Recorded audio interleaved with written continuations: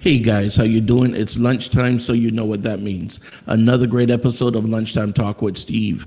So today we are talking to Ruby Green, and she was running for. Actually, she ran for public defender here in Broward County, Florida, and we're going to talk about some of the I don't know if you. I mean, really, it's the things that make people turn away from politics. Sometimes it's the tricks and some of the dirty stuff that you see behind the scene. And as you guys know, I ran. I was running in the school board member seat as well in Broward County. And there are a lot of things that we see as candidates that you guys don't see as voters. And we'll talk about some of those tricks and even some of why people want to get into the race anyway to make to make that difference. All right, so give me a few minutes. I'll be right back with you. Go ahead and share the link with your friends, your relatives. Click the little like button if you're on Facebook and the subscribe if you're on YouTube. Okay, and make sure you click the little bell so you'll know whenever we're on. So take this opportunity to share it with your friends. Let them know that Lunchtime Talk with Steve is on. We'll be back in 2 minutes to talk with Ruby.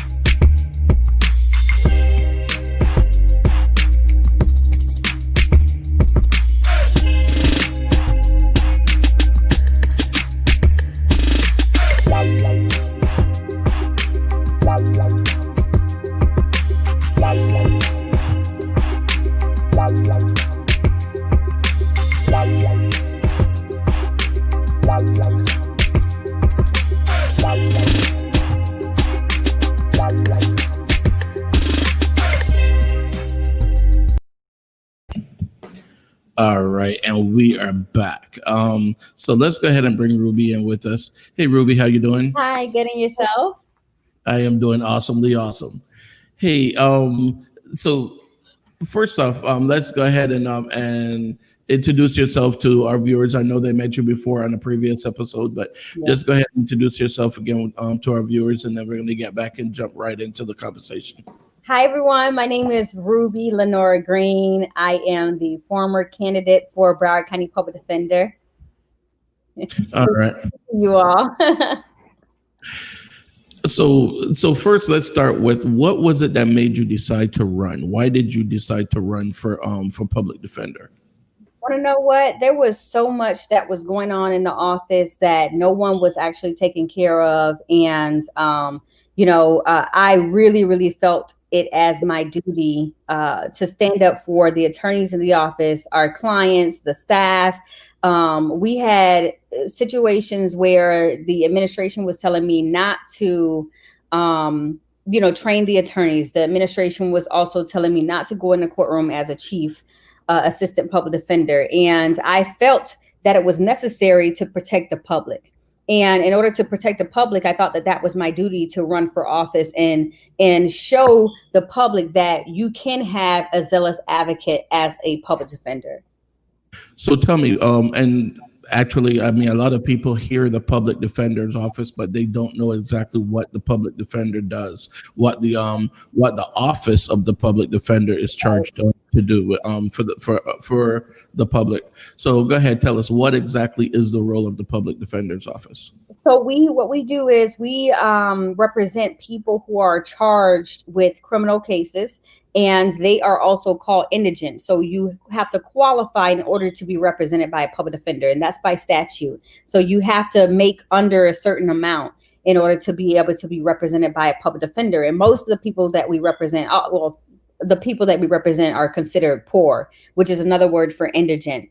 And it's just a situation that was created in 1963, the Gideon versus Wainwright case, actually. And, that started our whole entire public defender system.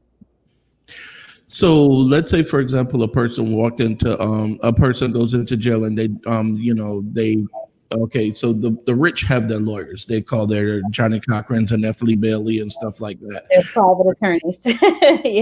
Yes. So it's the ones that can't afford it, especially our youth and the people in our community. Those are the ones that rely on the public defender's office. Right. Right. So when They are. Yeah. The system was created because those who were poor, especially people of color, were not afforded any representation, when they, were arrested or they were accused of committing a criminal offense. And so, yeah, the rich, obviously, they can afford to hire a private attorney. And, a lot of people think that, public defenders are not real attorneys, but we are. We actually have the same bar card that a private attorney has. We also had to go to law school. We had to take a bar exam and we had to pass the bar. you just don't charge $500 an hour. We just don't charge $500 an hour. And, we can't charge, pursuant to our statute because of, the limitations of us representing people who are essentially can't afford a private attorney. So then when you hear, for example, like you were saying, where don't train the certain people or whatever. So really, in actuality, then it is more of a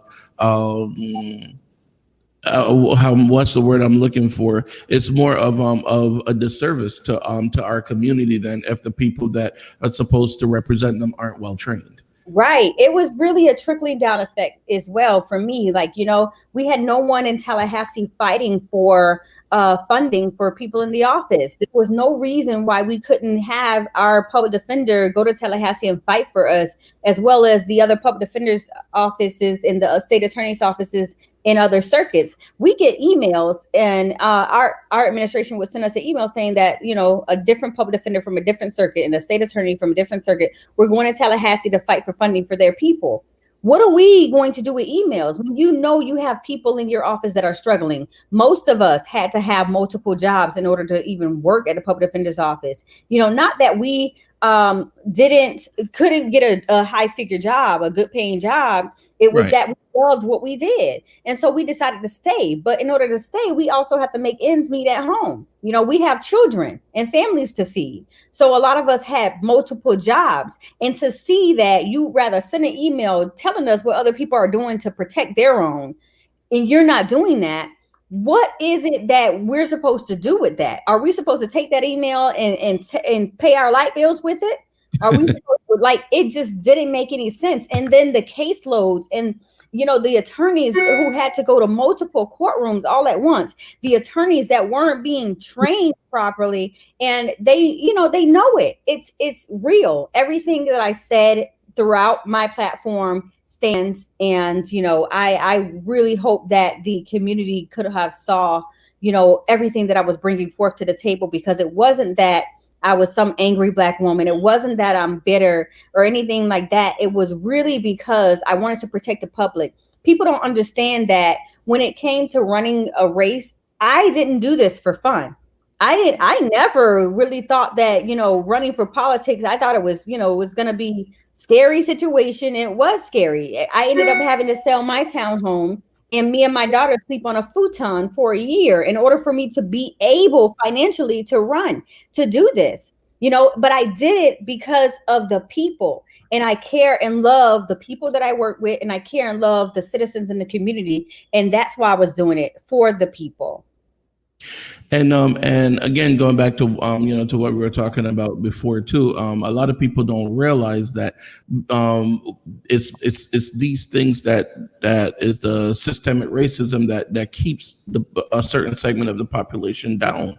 Right. Because you start to look at, don't train them, don't do this, don't do that. Then when people say, oh, well, my public defender, or as they call them on the street, the pitiful defenders, which we've heard that before, but and I mean there are a lot of great public defenders. I am not saying that at all. I'm just saying they're great public defenders. But on the street, that's what the people call them.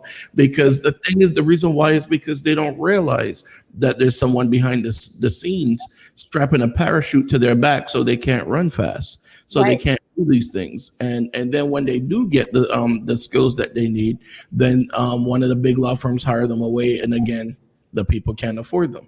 Um, and I know what you're talking about when you're talking about doing things just because it's something that you really want to do, you're passionate about. Because I mean, yes, that's the same thing with me with the school board. I was running for school board member, and I didn't even qualify because I couldn't get the amount of I couldn't get the funding I needed, and things like that. Yeah. um, I talk to people in our community all the time. We have to wake up because Yeah. while we're out there debating about, Cardi B and WAP and all kind of stuff, it's like, seriously, there's serious stuff happening right now in our community. There are Yep. people that are getting arrested for no reason, people that are going to that are doing long jail sentences and prison sentences Right. for no reason because we didn't get out to vote. I mean, we have, I believe it's like 1.3 million voters in Broward County, registered voters in Broward County, and I think the numbers that I saw were like less than 300,000 came out. Yep. So that's like we're talking about a million people in Broward County did not vote, and Yep. your race. Actually, your race was not that far. It wasn't that much of a gap between you and the winner of your race. So Right. if they had gotten out, especially the people in our community, come on, we really got to do better. Yeah, and you wanna know what? Like when it comes to the elections, I truly feel that we need to do better as a community. We have those cheat sheets. They were illegal. Obviously, they weren't from real packs. And that really contributed to a lot of people losing races that could have won. And, I truly believe in doing things the right way. But we, as a Black community as well, we need to educate ourselves on who these people are that are running for offices. We can't just rely on a cheat sheet for someone else to sit there and play games with our system and pay to play. And all these people pay and to put their names on this card in order for us or them, I'm sorry, for them to decide who is going to be our elected officials. And that's not right. A lot of us work very, very hard throughout our campaigns to just sit back and just let somebody go in on a landslide, all because of a stolen ballots, all because of cheat sheets and stuff like that. It really contributes to how our system is right now when it comes to votes and voting and stuff like that. Yeah, we're allowing these things to happen in our communities. And it's so crazy because when we look back at our past and we see what people marched for, what people fought for, what people died for. I mean, and now we turn around and we're just looking at these little palm cards and these little cheat sheets, and Mhm. we're I mean, it's like it's so crazy. And what's nuts is no one really sits down and asks, "What is this candidate about?" There's Right. so many times that I sit and I talk to people, and as a matter of fact, right around election time, most of my friends were calling me up. Oh, who should I vote for supervisor of election? Who should I vote for this, for that? And I'm like, you knew that this election was coming up, and you didn't take the time to just Google these people. And I just tell people go to the supervisor of elections website. Everyone's telephone number is listed there. Call them up. Hey, what is it you stand for? How are you going to help me? Not how Right. you help all of Broward County, because when it comes down to it, I just want to know what you're going to do for me and Yeah. how are you going to help me. And this Yeah. is what we need to. We as a people really, we have November 3rd coming up, and we have to really start to do our homework. Yeah. You know. We do. We need to do that. Like, and I could tell you, like, my experience while running, it was amazing. I met a lot of great people while I Mhm. was out there. But it really bugs me that I didn't see a lot of candidates out at the polls. I turned like 10 shades darker. I was out there running after people as if I was a crackhead, trying to get them to know me and introduce myself and tell them why I'm the best person for the job. not everybody had to do that because they knew that they were on these cheat sheets, and then they were going to just go ahead and get a shoe in, because there are some people that we couldn't even make contact with because they had already mailed out the cheat sheets to people at their homes. So people like me who, really work for the community but cannot afford things like that, cannot afford the mailers and stuff like that to send out to people's homes, they mailed these cheat sheets out to people's homes. So people with absentee ballots were able to circle in whatever, vote person by person, and whatever was on the cheat sheet. And then we saw a lot of people bringing the cheat sheets to the polls. And then we had people coming up to people at the polls saying, I need a cheat sheet. And I was just like, oh my goodness, this is, this is surreal. Like, this is crazy. Like, Yeah. I want to show you why I'm the best candidate. I might not be on this cheat sheet. I didn't pay to be on any cheat sheets. I don't believe that our community should be for sale. I don't believe that there's a few people in our community that get to decide who our elected officials are going to be. Like, that is what we need to start looking out for in our communities all the time. And and the thing is, it's like when I first started to run, and I went to the supervisor of elections office, and at the time I didn't know anything about politics, and I started asking questions, and then they said, okay, well, this is what you want to get. You want to get um, the what you well actually I heard about it from someone from another candidate, because I didn't know, and I thought that that maybe there'll be a class or something teaching you how to be a candidate. There's nothing like that. Nope. So I heard from another candidate that what you want to do is you want to get a list of all the registered voters in the county. Okay, good, I got that. Then they said you want to get a list of all the super voters, and I was like, what? Yeah. Okay. So then when they started telling me about that, then I started to learn how a lot of the others were doing it. And like you said, we didn't see a lot of these candidates out and about because they only hit the super voters.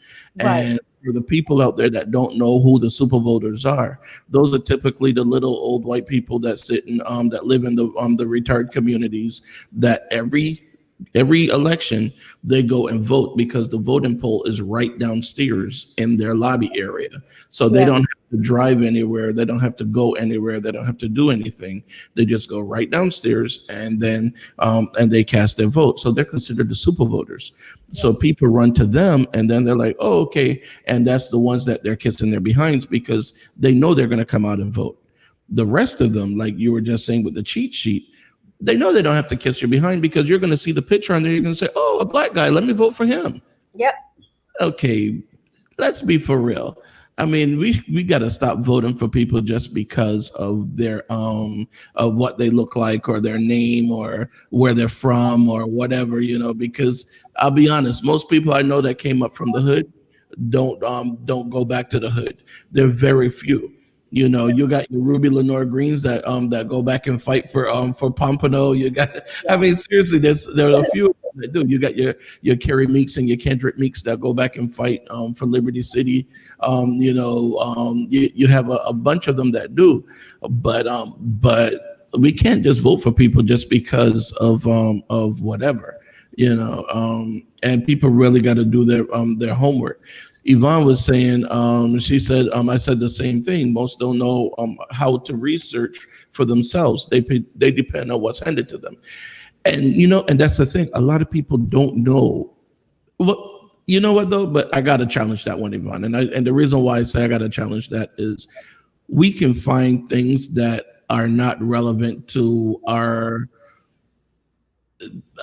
lives or our everyday being. I mean, we can find, if we tell somebody, we don't even have to tell somebody. These people are going to tell you when the new record is dropping, the new Nikes are dropping, the new iPhone is dropping, the new this, the new that, and all kind of stuff, because they can go and find it on a website.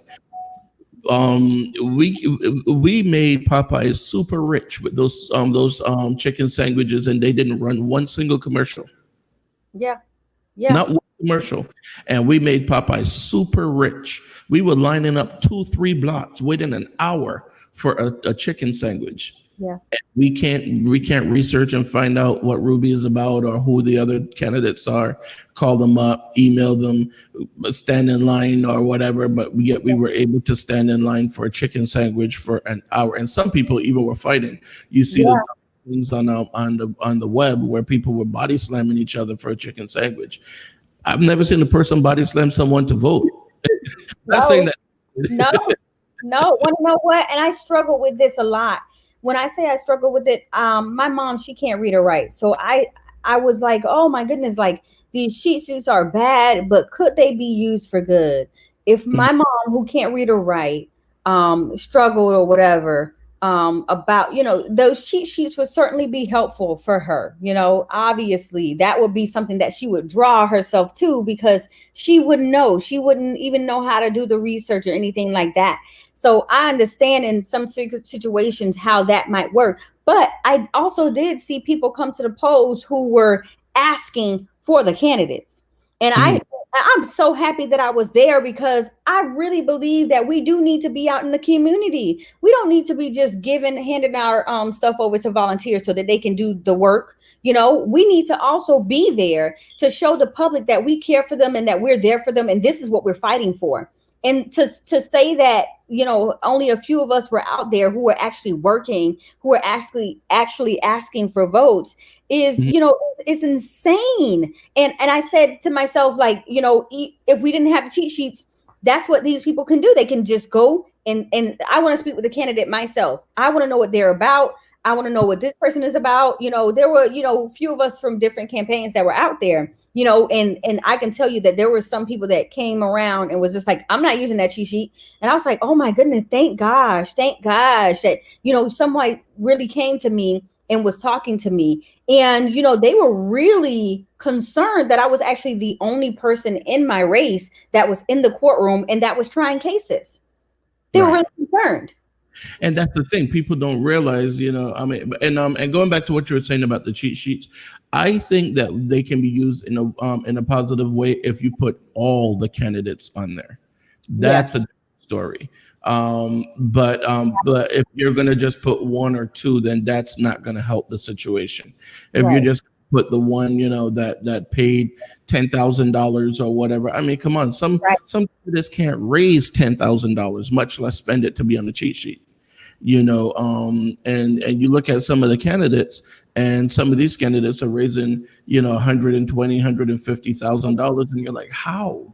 How? You know, How? I yes. paid $20,000. 10,000 of that went to my filing fees, and I had 10,000 left, or maybe less than that, to do a whole county race.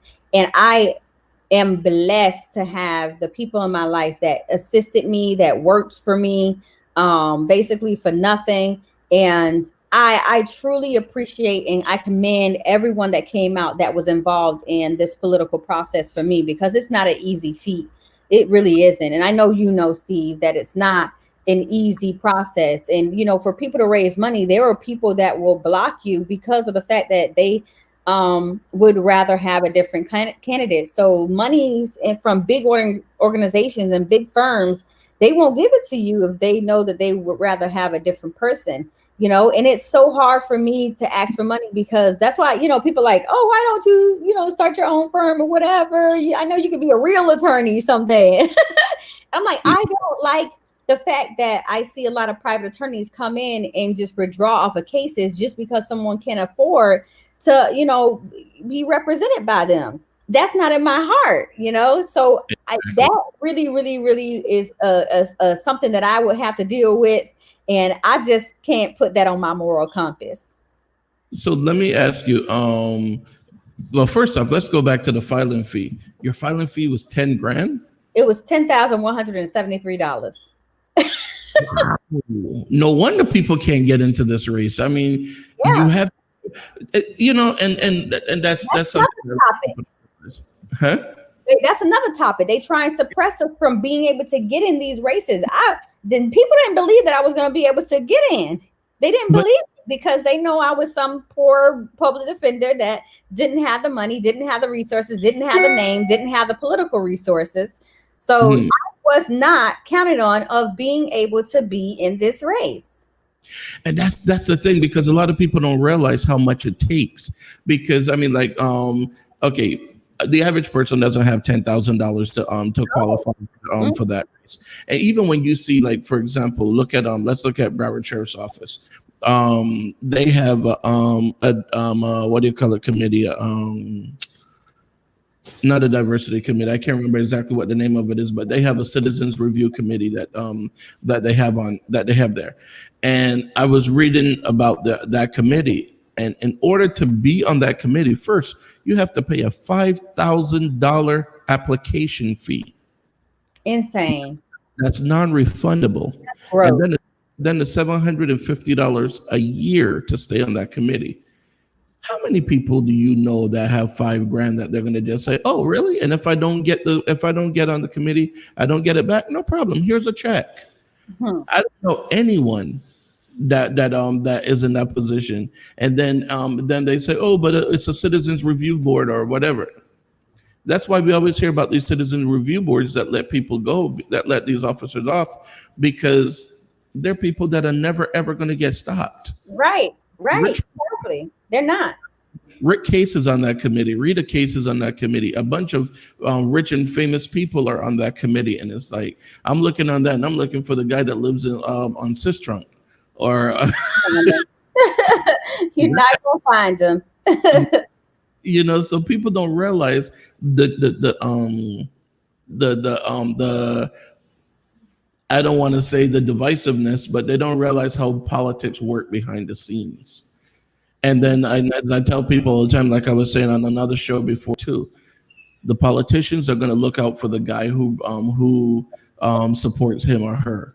Yeah. So if that support is not coming from the poor community, odds are that person is not going to look out for the poor community, and that's regardless of where what office we're looking at. We could be looking at congressman, senator, governor, whatever.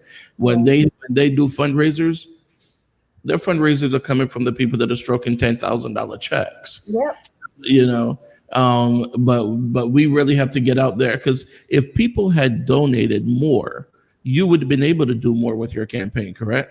Right. I would have definitely been able to do more. I would not have paid to be on a cheat sheet. I just don't believe in me speaking out against the cheat sheets and then subsequently being on one myself, because I do not believe that that is constructive for our community to actually progress. I don't believe in that. So I do believe in doing things the right way. I would have been able to do mailers. I would have been able to do emails. I would have been able to do a lot more phone calls and a lot more messaging. People don't understand how much that, your $2 can even provide for a campaign. It can provide a lot. And, I really am also one of those people that don't believe that we should, that campaigns should be about money. That we need to make sure that everyone can be able to be on the same and even playing field when it comes to political campaigns. And that's where I stand. I truly do not believe that campaigns should be about the money. And maybe we should have a whole pot where the government provides for somebody who wants to run, but make sure that we're all evenly, provided with the same tools, and we're all on an even playing field. Because I truly believe that that really hurts the people who are really there for us when it comes to progress, when it comes to doing things for our community. And the best people don't always win. hmm And the thing too that I was looking at before was when I started looking at a lot of the politicians and a lot of the things that are going on, and I see these people that again are raising all this money for a political campaign, and they're spending all this money for the campaign, and then I'm thinking, so the rest of the year, if they have this much clout, the rest of the year when people really need help, how comes they don't raise $100,000 for like back to school and feed children and different things like Right. that? Because it's like Right. you can raise, and I'm seeing some people in local offices that are raising almost $200,000 for a job that doesn't pay $200,000, and I'm like, well, damn, you don't even need to work, you just need to just raise money from your friends. Right. Right. Exactly. But this is the whole situation is just so sad when it comes to politics. We need to do better. We need to do better. We need to change the faces of politics. We can't continue to have the same old people and the same old status quo. We can't do it. You wonder why we're still stuck, and every year we're asking for change. We're asking for something different, and then we as a people still elect the same old people into power. It's because of those reasons, because we need to make sure that not only are we getting out the vote, but we're educating voters on the importance of voting and the importance of researching the candidates in which are on the ballots. And I mean, and honestly, I know a lot of people are going to be upset with me. But first, let me just go to Oral's comment, and he said, you did great getting around to many venues, introducing yourself. Next time for sure." But a lot of people are going to be upset with me because of some of the things. But I mean, honestly, we have some people that are in office that, what have we seen from them? I mean, except to say, oh, the person is black or the person is popular or whatever. I Right. mean, we see. I mean, do I dare call some names? Do I really want to? do, I, do I really want to put myself in that spot to call some names? Yes, I will call some names. Let's say, for example, let's say Elsie Hastings. Elsie's a cool guy. All right, I've met him a few times. But please, anyone out there, I really want you to just tell me three good things that he has done. And I'm not saying he hasn't. I'm just saying I don't know about them. So please tell me the three great things that he has done that we can see. I mean, Bobby DeBose, I see Bobby. He's done a lot. He actually helped to create I saw the. Bobby at the polls. Huh? I saw Bobby at the polls working. Right, he's out there a lot, and he's actually one of the ones that created Amendment 4 for felons to get their rights back and things like that. So these are people that fight for our community. But then we see some that don't, and we keep reelecting them and reelecting them and reelecting them, and it's like, why? And then people are like, oh, but I know who that person is. Okay, and Right. you know what I mean, that doesn't mean that you need to reelect that person just because of name recognition or whatever. We need people that are going to fight for the community and push and make things happen. And like you said, Bobby was at the polls, and a lot of people don't realize that when you go to Tallahassee, and you're not getting paid full time. Most of those representatives we see have jobs on the side because they only get paid for the time that they're working in Tallahassee. So when you see Bobby back down here and he's not working, or he is working but not really working, he's not getting paid for it, but he's working. But there are a lot of people out there and I'm not just saying in particular he's the only one that should be there. I'm talking about others that we see Chef Jones, we see so many different people, and not just people that look like us. Gary Farmer, I see him out there all the time. I see him at different schools, at different events, at different things that involved our community, where I don't see people that look like us coming out in our community. So when people look at the cheat sheet and they go, oh, he's black, I'm going to vote for him. Yeah, but you know what? I go and I don't see a lot of these same black people in our community, and I see the white people that are in office. I see them in our community. But going back to what we were talking about, so now, so the day after election, you know where I'm going with this. the day after election, tell my viewers what happened, what email you received. Well, obviously I was terminated, and I can't say that I was looking forward to being terminated. Normally when someone is let go from our office, they are given the option to resign or to be terminated. They basically get to choose. I've seen several occasions where that has occurred, and not only that, but the 4 people in the state attorney's office ran to be the next state attorney. Mike Satz never terminated either of those people, but I was terminated regardless. And, it was really, I was working for the people. I really wanted to take up for the people in the office. And, that's basically what happened.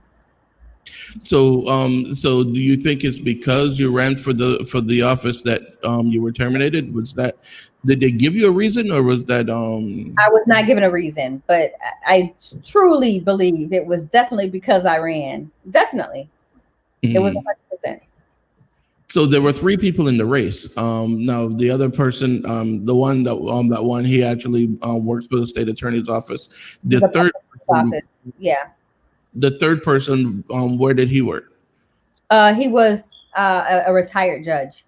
Okay, all right. So yeah, I would really say that if they gave any other reason, then it would be a very big coincidence. Wink, wink, Yeah. wink. You know? Listen, I wasn't given any reasons, but apparently there are some reasons notated in the papers. But obviously those reasons were exactly what I'm saying. Yeah. Campaign. Earl Because said, there's no other way to look at it but for because of the campaign. No matter how you read it, it still basically says because of how I campaigned. So yeah. Now, Earl said he can't believe that happened. How low? And then um, Rigo was saying when one door closed, another one open. But here's the thing. you guys, I appreciate you and love you.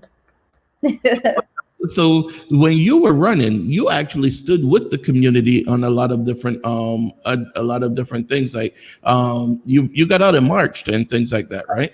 Yep, I sure did. The office really had policies that they did not want us to be doing, such as, and I just couldn't understand. I question everything. I'm an attorney. I think that that is warranted.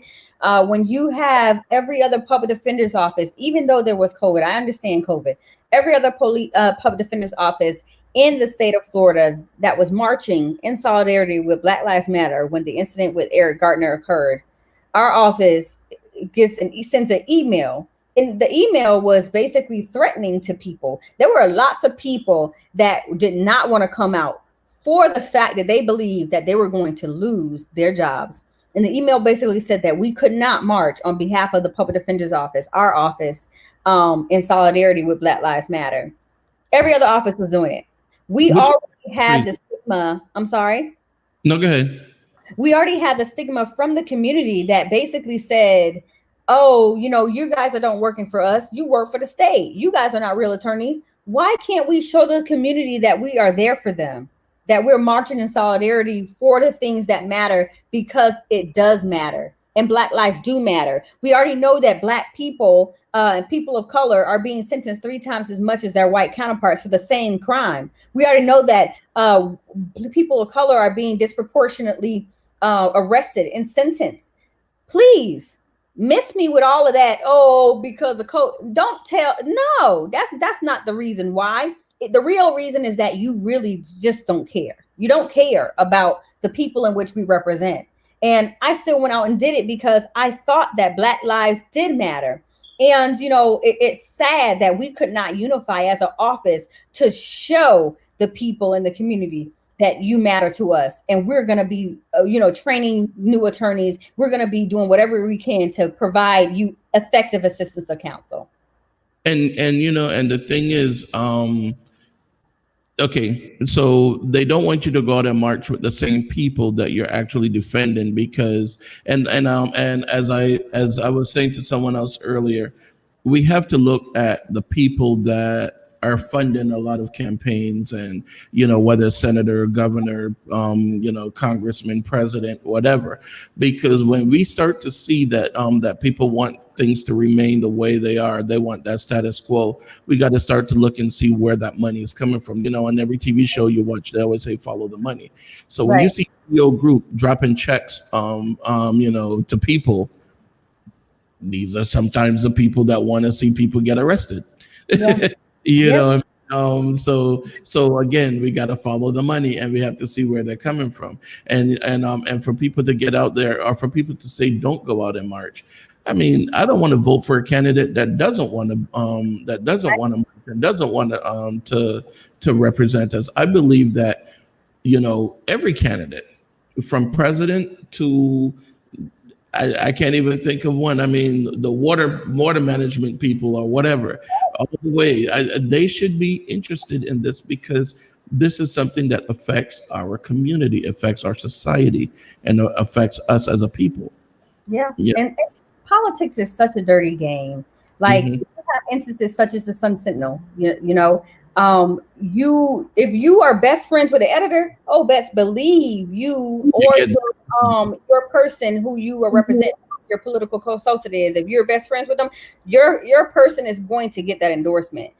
When it came down to endorsement, they're just so racist with and didn't even try and hide it.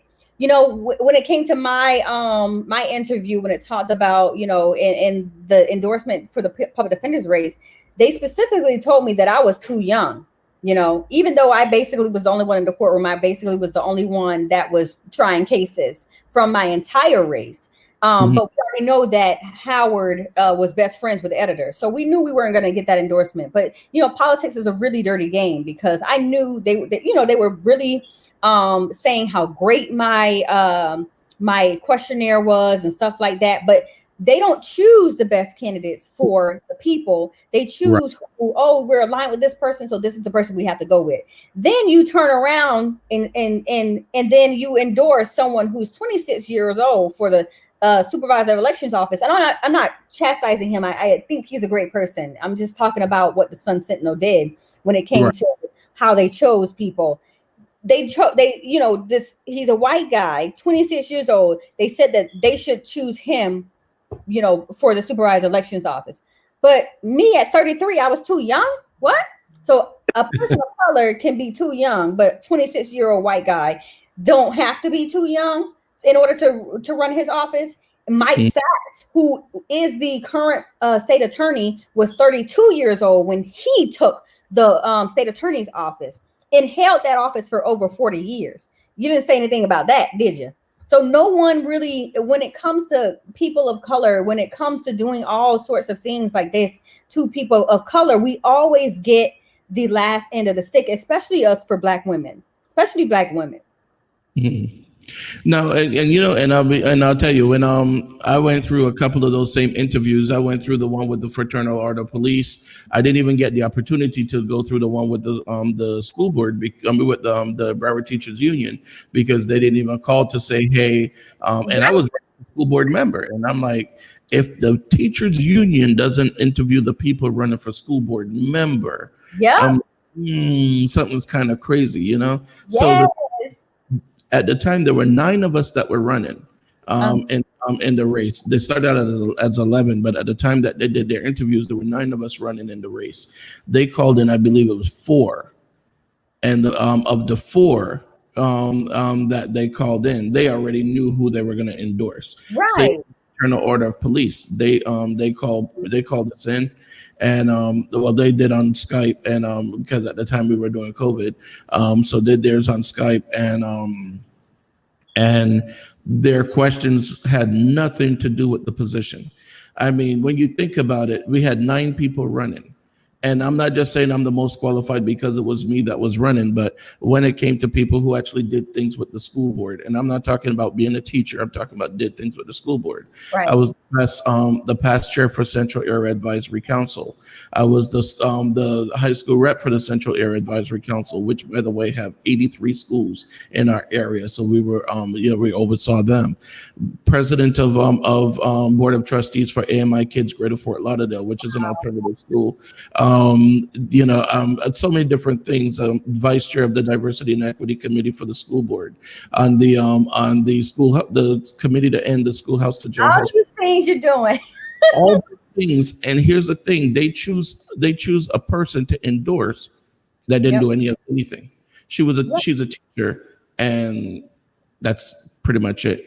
And That's then pretty. the other guy that got an endorsement is because I don't know why he got endorsements from so many people. I think it's just favors that he collected over the years. But the whole thing is, we're not looking at the people that are qualified for the jobs. We're Yep. looking at people that have friends that are giving them favors. Yeah, and that's exactly what it is. Just friends and favors, political connections. And I Mhm. can't tell you how many times we've been passed over for an endorsement, didn't get an interview. And just like you said, Steve, all of a sudden someone's sitting up here putting on their page, Facebook page, oh, I just got this endorsement. Oh, but they didn't interview any of us. That what? Yeah. How What? did you get the endorsement? How did it happen? And then there were so many times where I did go to some interviews and they were like, oh, but you don't have no money. If you how you know well, you don't have any money. I was just like, what? Money doesn't have to win elections. Money doesn't always win elections. So That's that's the thing. Because I asked them, because I even asked another person too when they spoke about that. I said, so are you endorsing the candidate with the most money or the person that's most qualified? right. And they didn't have an answer for me because I'm like, you can use that endorsement to raise money by saying I'm endorsed by so and so. I'm endorsed by the teachers union or whatever. Now you put that out there and you can use that to raise money. But are Right. they are they just endorsing people with money, or are they endorsing people that are most qualified? And I Right. would that you want to endorse the person most qualified for that position. I mean, I've worked alongside most of the school board members on different initiatives, whether it's from getting schools fixed. I mean, we have schools like you lived in Pompano, so Yeah. so I still live in Orlando. you still live in Pompano, so you're familiar with some of the schools over there. But then we look at some of the schools like Stranahan, where the kids still eat under a tent because they don't have a real cafeteria. Their cafeteria is too small, so the majority of them have to eat outside. And I fought alongside Heather Brinkworth to make that happen, and alongside Dr. Osgood, and so many different people to try to get these things to work. After 30 years, they're still eating under the same tent that the Oh wow. school board was already sued for. The school board was sued for that 30 years ago, and they're still eating under that same tent. Northeast High School still hasn't gotten their new building after 25 years, This and is we're fighting alongside these board members. But then they're going to come and say, oh well, we're going to endorse this person because of this, and they're endorsing them for reasons that are totally outside of school, wow. totally outside of it. It's like, I mean, I honestly saw a different side of politics. I'm not saying I'll never run for anything else again, but now I see how it works, and it's like, you know what? It really stops people from doing what they what it really stops good people from really doing what it is that they should be doing. And it's so hard to keep that same energy when it comes to a system that constantly works against you. So I know how you feel. I truly know how you feel. I Not, was so not saying that people are giving up on anything. We're not giving up on anything, people. not giving up at all. I mean, I just felt discouraged for a short period of time. But remember, Bo Jackson, Yeah, years ago, when he won, I can't remember because he played football, baseball, everything. I'm not sure which one it was that he won, but they said you just won. I think it was the Super Bowl that they won, and they said, what are you gonna do? He said, I'm gonna rest for a day and I'm gonna get started again. And that's how you got to do. You just rest for a day, and right. then you start pushing again, because my biggest thing is I'm always trying to educate voters. What should you look for in a candidate? Look for a candidate that's been out there doing the work, not just someone that's jumping in the race for now. And then ask them, what are they going to do if they don't win? And if Right. you find that their candidate says, oh, I'll just go back to my old job. Okay, wait a second. Let's slow down a second. You need to keep working for the people, for the kids, for all these different things. Yeah. Because I mean, there are kids out there that need our help. We have kids that are on a college track, and because of one mistake, boom, they're done. Right. That kid now, instead of going to college, goes to prison. We can't keep allowing these things to happen.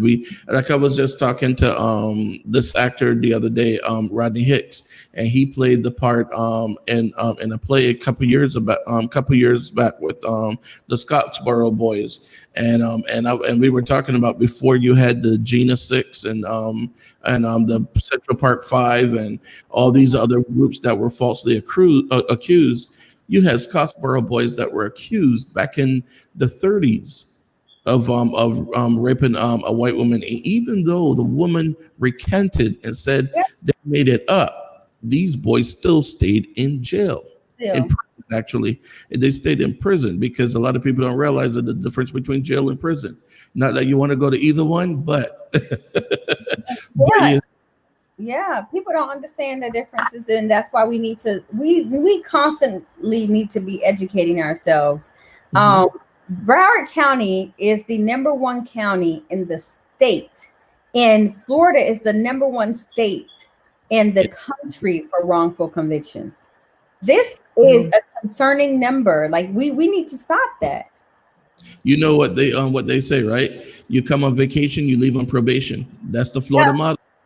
yep, yep, and it's sad. It's sad, Yeah, and Florida's supposed to be a melting pot. But yeah.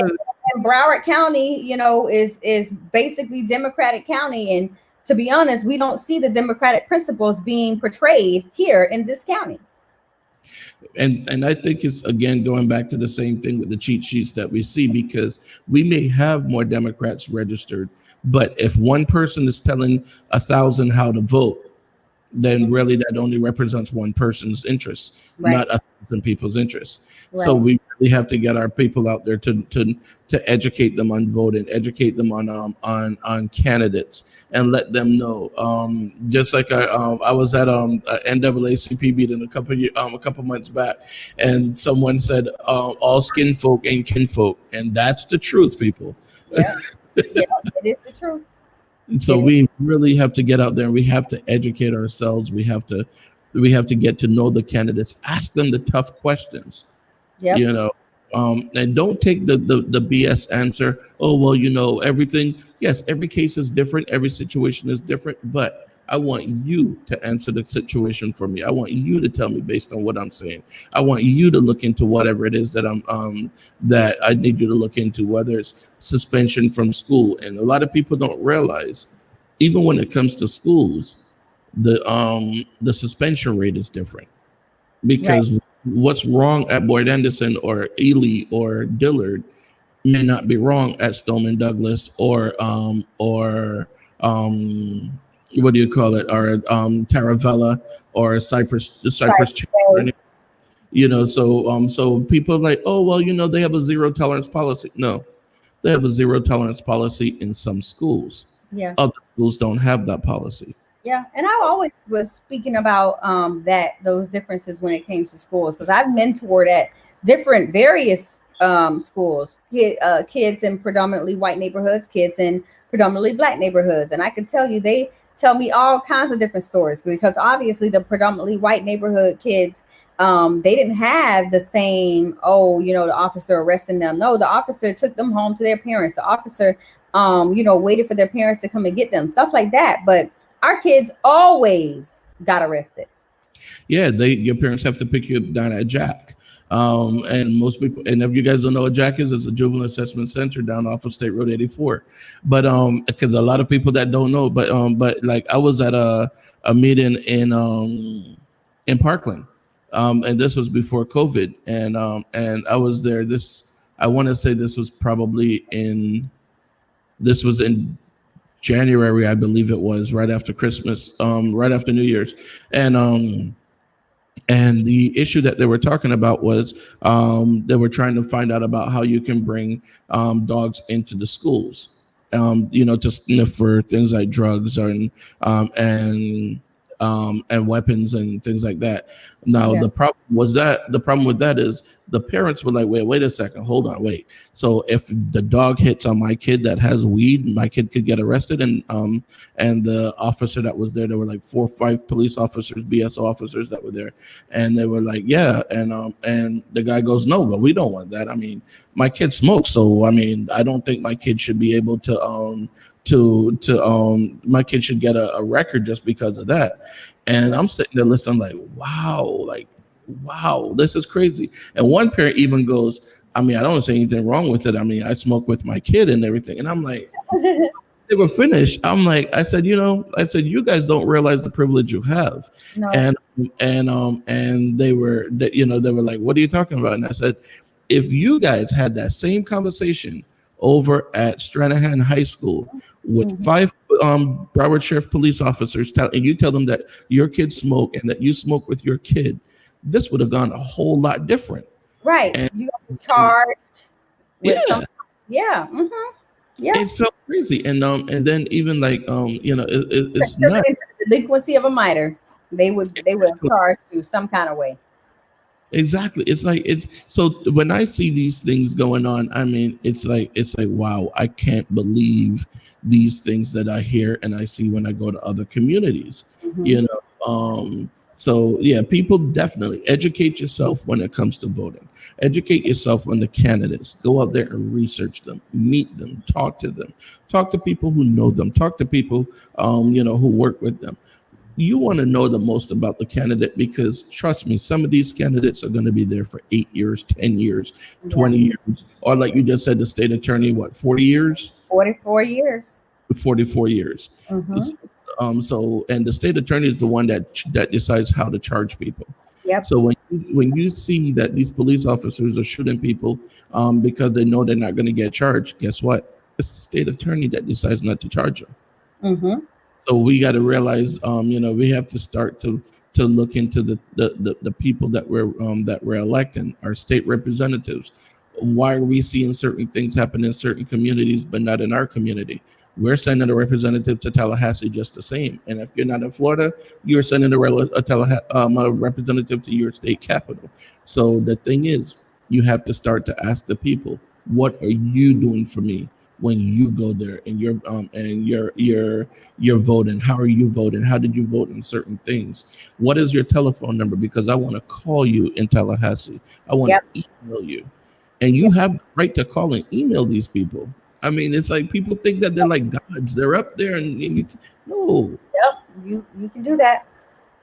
I tell people all the time. I mean, some people tell me I preach too much about it, but listen, our rights are our rights. No, you don't. Sometimes you have to hear it more than once, and Yeah, sometimes, especially for us, we really need to make sure that we continue to get the word out with that we continue to talk about these type sorts of things. It might seem like we're nagging. It might seem like we just going ahead and beating a dead horse, but we really need to get it together. We need to get it together. I couldn't even get that out. Get it together. I was just watching on CNN, and they were talking about down in the Keys. Now they're releasing like millions of genetically modified mosquitoes. And Yes, I saw that too. I'm like, which state representative said yes to this? I'm like, this is crazy. I Yeah, mean, that soon. Listen, they're gonna have something of everything, some kind of genetically modified everything. Humans, and they got but mosquitoes. but here's the thing: when that mosquito bites you, what is he putting into you? Right, exactly. We don't know. So all we know is it's genetically modified, but to do what? To sterilize people? I don't know. I'm just saying. I just find it weird that we're having these things and no one knows. You Yep. know, you It's know. scary now. It's scary. It's getting real. And I don't even see how. Yeah, I don't even see how this was even passed. And like we should have been having a conversation on it as a community because we need to know how it's going to affect us. The government, Exactly. the government. That's one thing that we need to understand about politics and what goes on and why we need to be constantly informed and why we need to be researching these things because the government is just going to do things without us knowing, and then all of a sudden, yeah, all these diseases are coming about and then people are getting sick and we don't know anything about it. We don't know the reasons why, and then they end up not being able to help us. And Mhm.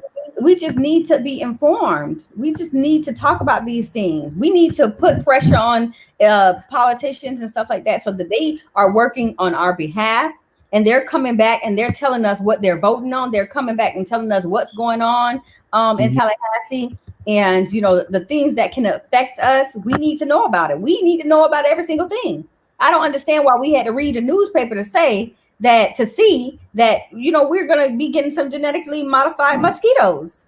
I know it says they're supposed to be in the Keys, but who knows where these mosquitoes can travel, and then Exactly. and they're going to be here, and who's to say that whatever happens in the Keys and then somebody from the Keys decides to come on up to Broward County, and it's obviously going to affect us. The Keys is not that far away. and not to mention these mosquitoes are going to breed with other mosquitoes, and all these different things are going to happen. Yep. And people go down. We go down to the Keys and visit all the time. Sometimes I go down for a day, and next thing you know, a mosquito bites me. So let me ask you. So what is in store? What is next for Ruby Green? To God be the glory, that I was able to do this at all. I really give him thanks. I am so happy for the supporters. I truly, truly, truly am grateful for everything everyone has ever done for me, even if it was just giving me words of encouragement.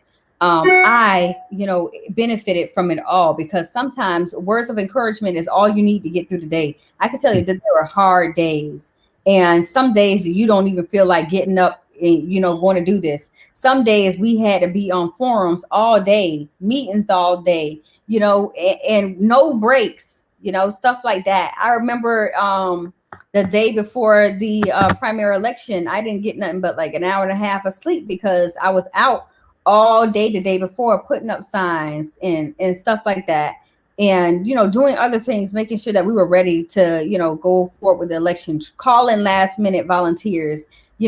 People really showed up and showed out in support of me in this campaign.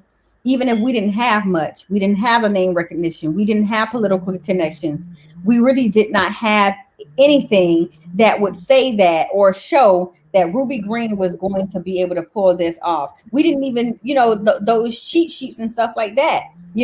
I truly firmly believe that, if we didn't even have those, that we would be even greater in, the situation of where we came when it came to the results.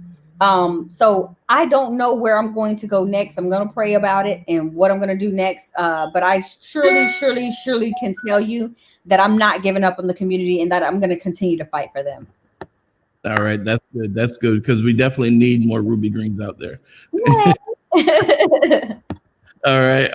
And guys, I mean, seriously, you guys gotta as voters, as citizens, as taxpayers, we gotta step up. We can't just keep sitting back and just, saying, oh well, that's how it was. We gotta step up. And here's the thing, even with the people that win, even if your candidate does not win, it's still up to us to hold them accountable for the things that they're supposed to do. Yep. So again, if people need anyone's telephone number, they're on the Supervisor of Elections website. Call them up, talk to them, and we got a show out in November. We have to get out there and vote for the candidate that represents you. Yep. Sure. Ruby, thanks very much. I appreciate you being on the show. As always, you brought a lot of information, and I really appreciate you being on. Okay. Oh, I appreciate you all. Thank you so much. Y'all have a good one. Okay, I'll talk to you later. Bye-bye. Guys, all right. So basically, you guys you heard it directly from Ruby. She was talking about some of the things that the struggles in the campaign. We've all had those issues because I mean, I was running as well, and I've had those same issues when I was running. One of the things that we have to do as taxpayers, like I said, we have to get to know the people that we're voting for. All right, it's no more just oh well, my cousin told me to vote for this guy, or I got a cheat sheet to vote for this lady or whoever.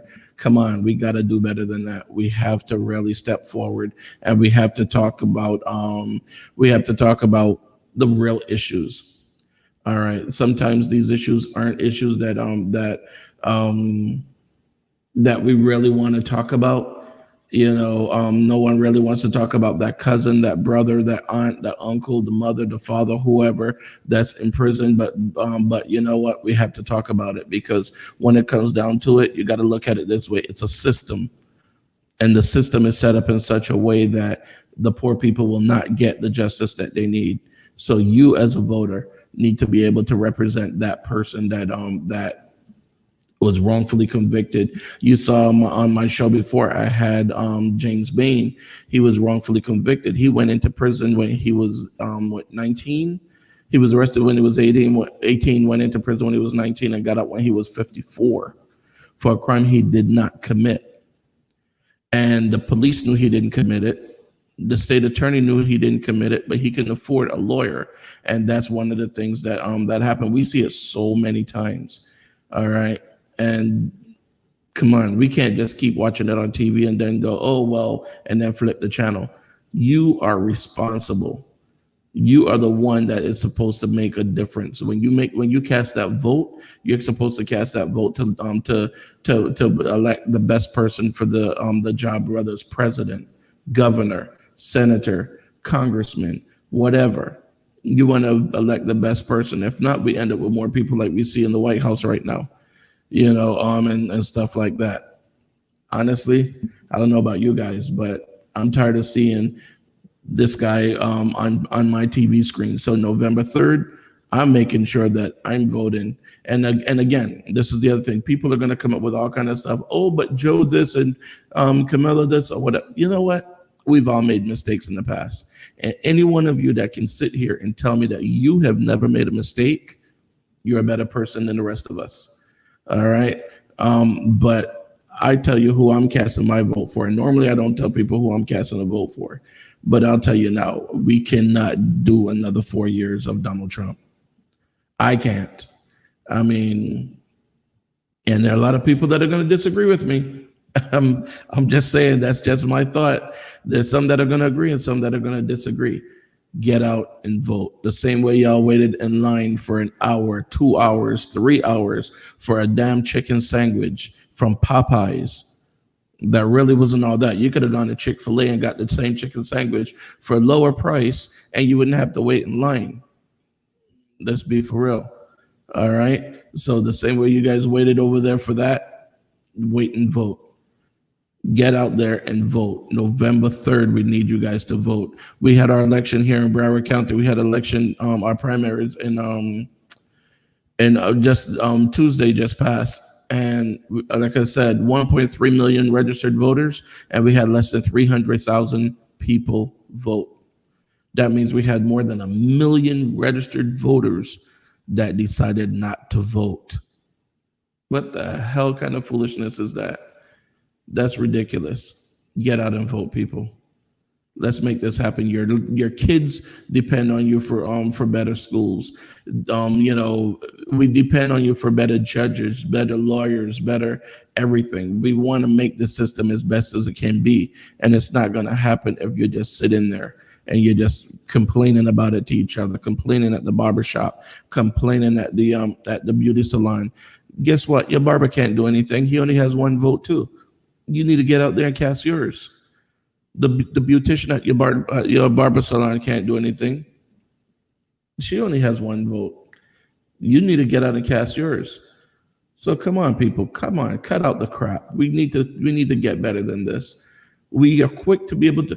Just the other day, I was listening to the radio and I'm hearing them talking about burka bag or burger bag. I don't know how to pronounce it. But anyhow. So I'm like, why are they talking about this bag like it's something, crazy on Hot 105? Then I looked it up, and the bag costs $20,000. There are people out there that are spending $20,000 on a bag, and one of the things that they were talking about too is, and one of the things that me and my friends were talking about as well is, you got people in the hood that are trying to save money to buy to buy one of those bags. My headphone fell. You got people in the hood trying to save money to buy one of those bags. If I will drive through the hood and I see somebody on Section 8 or what, Birkin, that's what it is. Okay, there it is. If I see someone that is living in the hood with one of them bags, I swear I would get out of the car and I would just start. I would be like, listen, I would go off. I'm like, how the hell you gonna buy a bag that costs more than a damn car? But yeah, I work too hard for my money for me to, and I'm gonna post it on my Facebook page too. I want to find out how many of you people actually would condone someone that's living on the system owning a $20,000 bag. I want to find out. I'm gonna post that on my Facebook page. But come on, let's be for real, people. November 3rd is coming up. You still have time. Today is what? What's today's date? October 21st. You have time to research the people that are running for office. You have Google at your fingertips. And I'm going to try to bring as much of them as possible on the show. I already invited a lot of candidates to come on the show. I invited some before the show, and a lot of them didn't come on. But I'm going to try to bring as many as possible on the show. And if any of you guys are candidates, regardless of where you are, you don't have to be here in Broward. You could be in any state, city, county, or anything in the United States, or even if you're not in the US, if you're in Canada, in Europe, in the islands, whatever. If you want to come on the show and talk to your constituents, let me know. Just inbox me, send me a message. Go to lunchtimetalkwithsteve.com and just get the click on book an interview, and you'll be able to book that interview.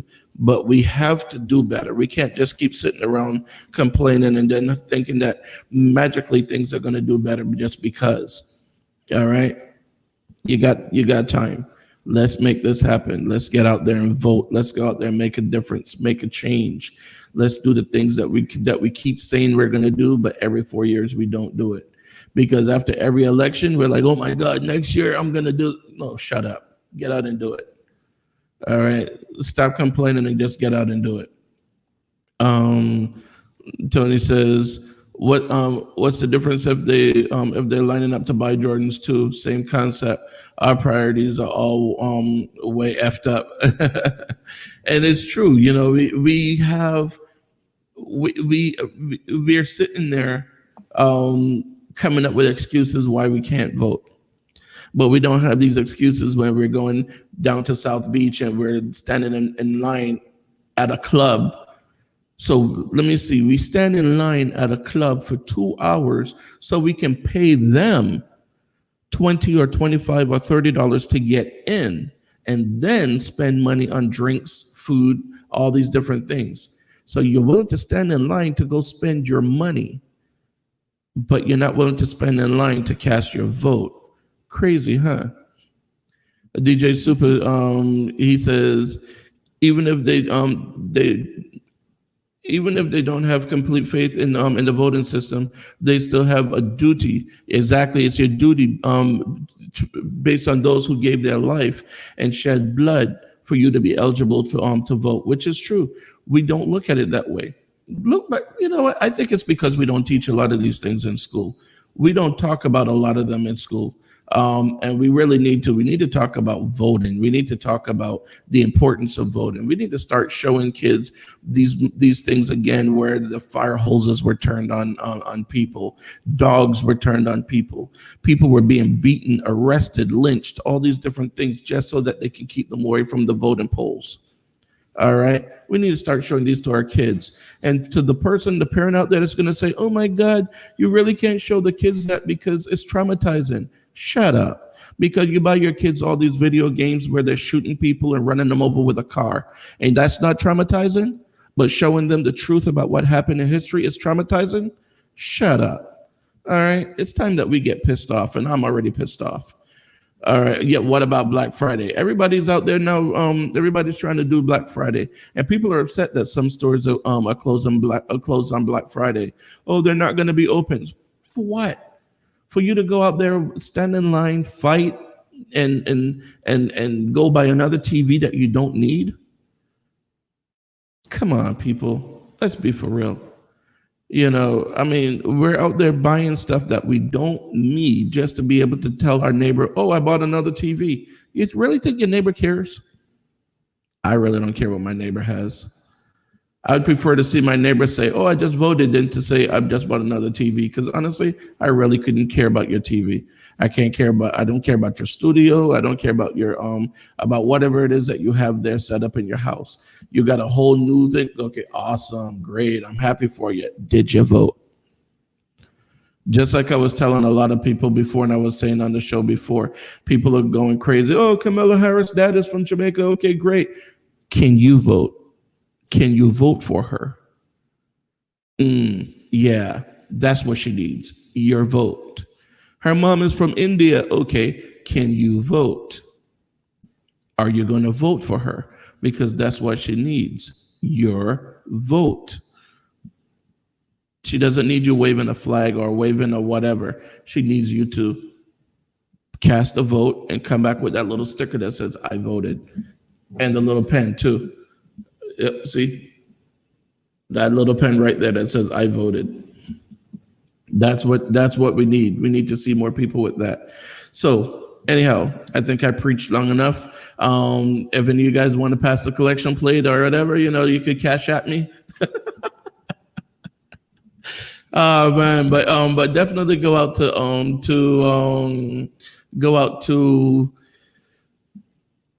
YouTube and like us on YouTube, and then click the little bell, because what I'm going to start doing is I'm going to start posting more on YouTube than on Facebook. For some strange reason, Facebook has been Tony says she's going to steal that. Did you vote? But for some reason, Facebook has been acting up. When people are posting on Facebook, I'm not seeing all the posts until it's done, and then I go back and all kind of stuff. So I'm gonna start pushing on YouTube. Facebook is always changing stuff, and it's not just my account. I started seeing a lot of other people that have shows that are saying the same thing. So I'm gonna start doing more on Facebook.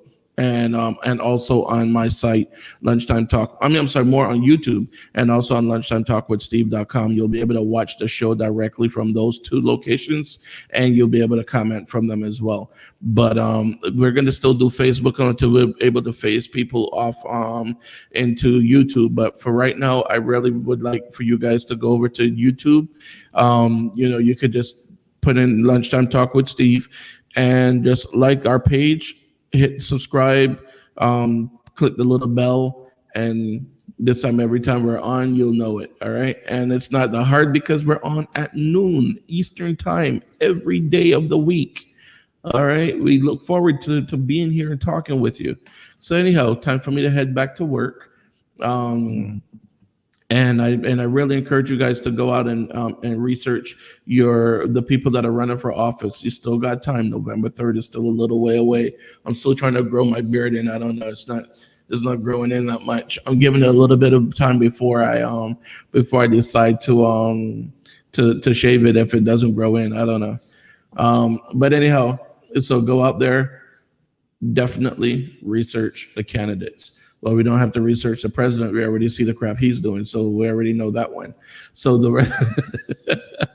but research the rest of them that are running, and let's see what we can do about getting some of these people that are in office out and putting some other people in. All right, and don't just vote for them just because they look like you, sound like you, come from where you come from, whatever.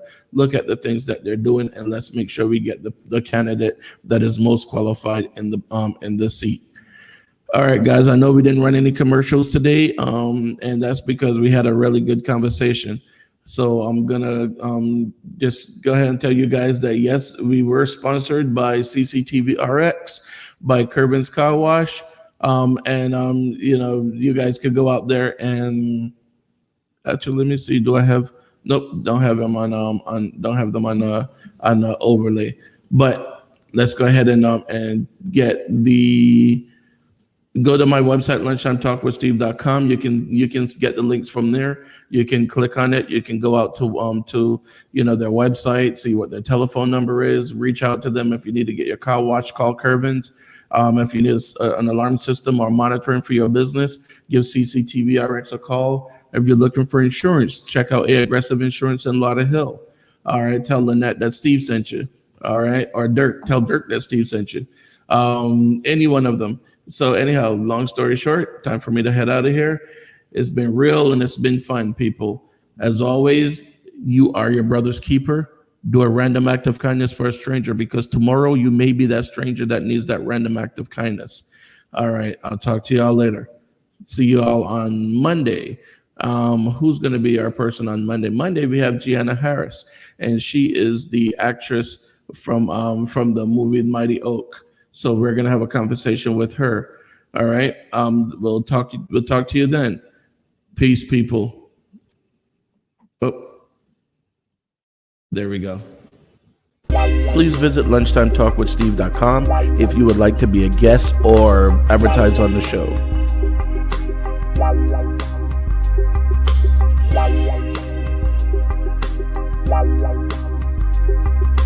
If you're interested in any of the products or services you saw on the show today, or if you would like to be a guest on the show, please visit our website,